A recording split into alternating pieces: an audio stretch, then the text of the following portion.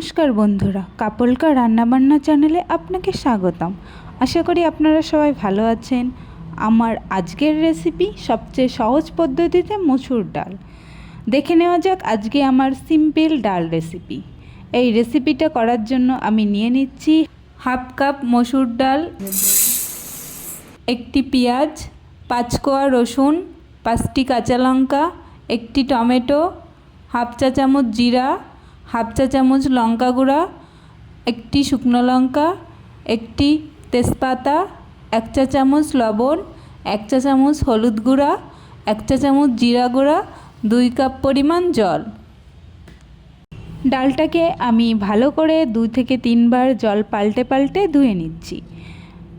তারপরে ধুয়ে রাখা ডালটাকে এবার আমি একটা কড়াইতে নিয়ে নেব।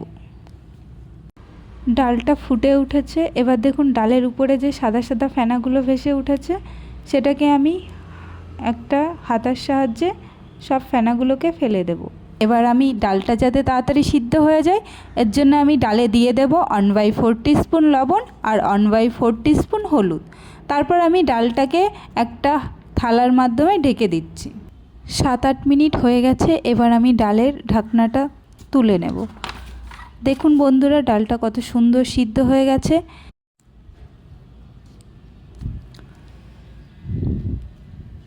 ডালটা সিদ্ধ হয়ে গেছে। এবার আমি এই ডালটাকে একটা হাতার সাহায্যে ম্যাশ করে নেব।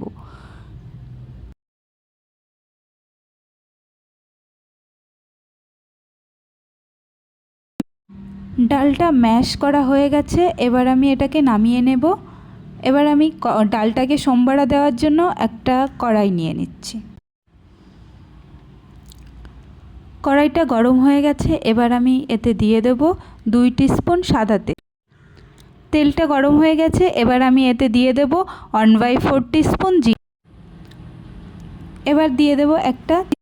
এবার আমি দিয়ে দিচ্ছি একটা শুকনো লঙ্কা। এবার শুকনো লঙ্কা থেকে একটা সুন্দর গন্ধ ছেড়েছে। এবার আমি এতে দিয়ে দেব তেজপাতা, একটা পেঁয়াজ কুচি,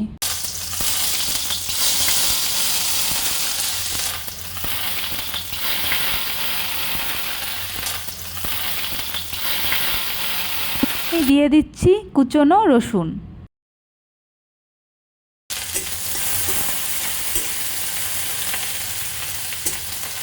যাতে তাড়াতাড়ি ভাজা হয়ে যায়, এর জন্য আমি দিয়ে দেব 1/4 টিস্পুন লবণ।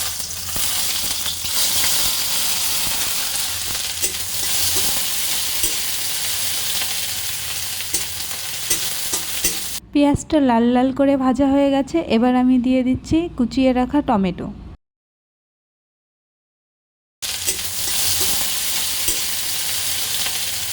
এবার আমি এতে দিয়ে দিচ্ছি 1/4 টিস্পুন লবণ, 1/4 টিস্পুন হলুদ গুঁড়ো, 1/4 টিস্পুন কাশ্মীরি লঙ্কার গুঁড়ো, 1/4 টিস্পুন জিরে গুঁড়ো।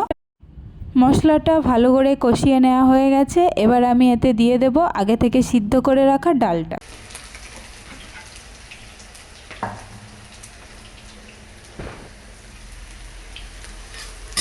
কষানো হয়ে গেছে। এবার আমি এতে দিয়ে দেব 1 কাপ পরিমাণ মতো গরম জল।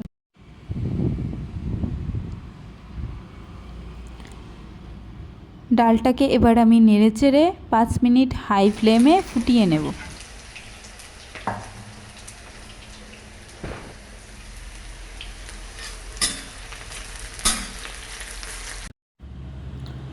ডালটা রান্না হয়ে গেছে। এবার আমি এটাকে নামিয়ে নেব।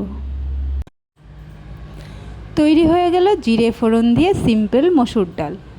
এরকম ডাল রেসিপি আপনারা অবশ্যই বাড়িতে বানিয়ে দেখবেন।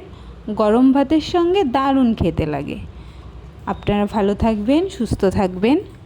আশা করছি ভিডিওটা ভালো লেগেছে। ভালো লাগলে একটা লাইক দেবেন।